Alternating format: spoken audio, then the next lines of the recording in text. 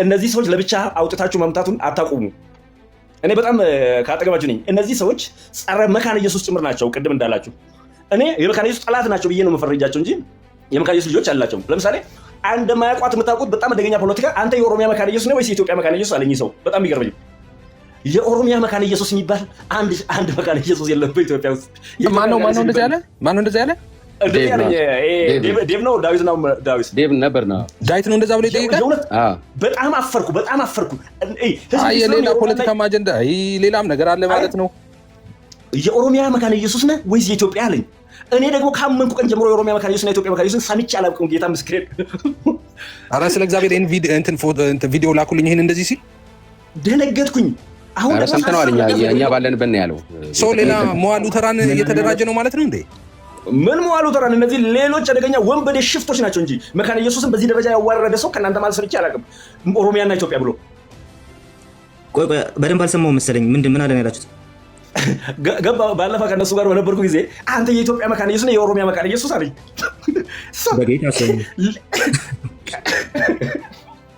አፈርኩ። እስካሁን ድረስ እየተሸማቀቁ ለብቻ እንኳን ሳስብ እደነግጣለሁ።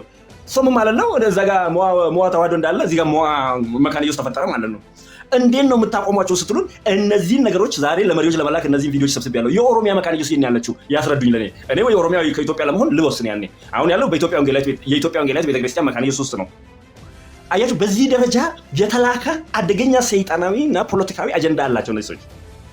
ምንድን ነው የሚፈልጉት? ለምሳሌ ማነው አሁን ኒቂያም ነው ምናምን ብሎ ራሱን ስሙን የቀየረው አኬ ባለፈው ሜርሲቲ ላይ አስጥታው ነበረ።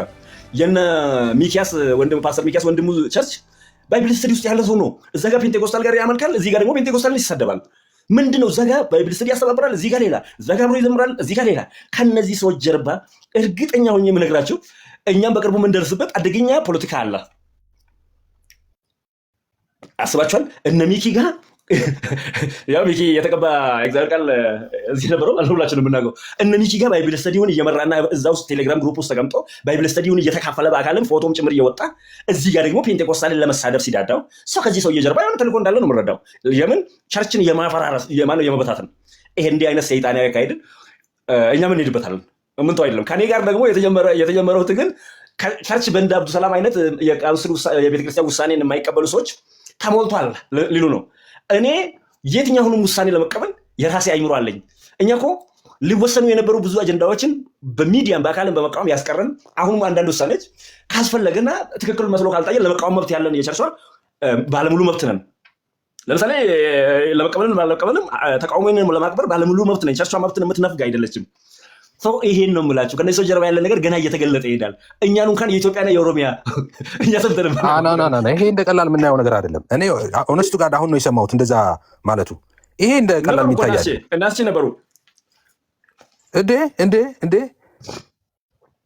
ሌላ አንጃ ነው እንዴ? አንጃ እኮ ነው። በቃ ሌላ ቡድን ነው። አማን ሻሎም ከስሯል። እሱ አባቶች ምናምን ይላል። መዋሉ ተራን ተደራጅቷል ነበር ፊት ለፊታችን የጠየቀው። እኔም ምስክር ነኝ። ሳሚዬ አለ። እኔ ደግሞ ከሆንኩ ጋር የሀረር መካነ ኢየሱስ ነን እኔና ሳሚ እና በጣም ገረመኝ።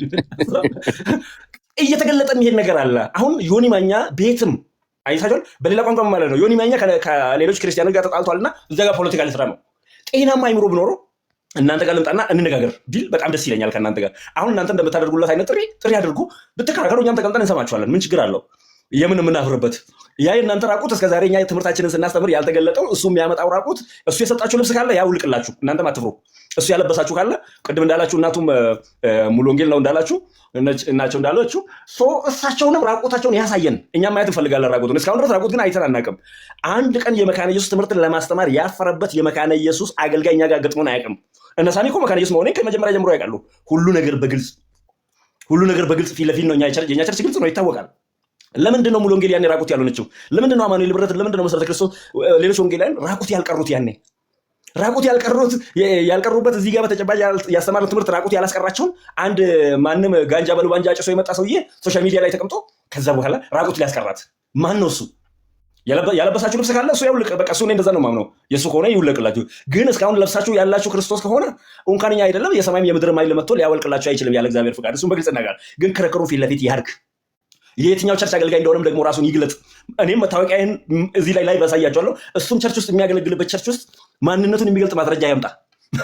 እኔ ተልእኮና አደገኛ ነው የምለው። ግን ዋናው ነገር በቃ አሁንማ ነገሩ አሁን የማውራት አፒታይት የተዘጋ በቃ ለካለ ሞዋ እንትን ነው እንቅስቃሴው። የኦሮሚያና የኢትዮጵያ የሚባል መካነ ኢየሱስ አለ እንዴ ኢትዮጵያ ውስጥ? ለካሱ ነው ሀሳባቸው እነሱ። አሁን እኔ እዛ ጋር የምጠቀማቸው መጽሐፎች አፋን ኦሮሞ ነው ብዬ ከፍ ሳደርግ መጽሐፉን ተከትሎ ይሁን ደግሞ ምንም አይነት ምክንያት የለውም ያንን ለማለት አሁን ባለንበት ዘመን ከመጀመሪያ ጀምሮ መካነ ኢየሱስ የኦሮሚያና የኢትዮጵያ መካነ ኢየሱስ የሚባል ተፈጥሮም በታሪክ የለም። የአዲስ አበባና ምናምን ተብሎ አንድ ሰሞን የነበረ የሚባለው እኔ የዛሬ 14 ዓመት ያመንኩት ከ10 ዓመት በፊት ብሎ የተወራኝ ታሪክ ነው። እሱንም ታሪክ አላውቀውም። ግን የትኛው የኦሮሚያ መካነ ኢየሱስ ነው ያለው? አሁን ጫወታው እዛ ጋ ነው። የትኛው ኢትዮጵያ ነው ያለው? እነዚህ ሽምቅ ተዋጊዎች ማነው? ራሱን የቻለ የሰራዊት ያደራጀ አንጃ ነው። አንጃውን ደግሞ እኛ እንሄድበታለን፣ አለቃቸውም። እናንተም ራቁታችሁን እንዳለ ያሳያችሁ፣ እኛ ደግሞ እንፈልጋለን። ፖለቲካውን በቤተ ክርስቲያን ውስጥ ለማምጣት የሚታገሉበት መንገድ መሪዎች እንዳውቁ ለማድረግ ዛሬ ሙሉ ዝግጅት ላይ ነኝ። ሁሉም እንዲያውቁ እየላኩ ነው ቪዲዮውን።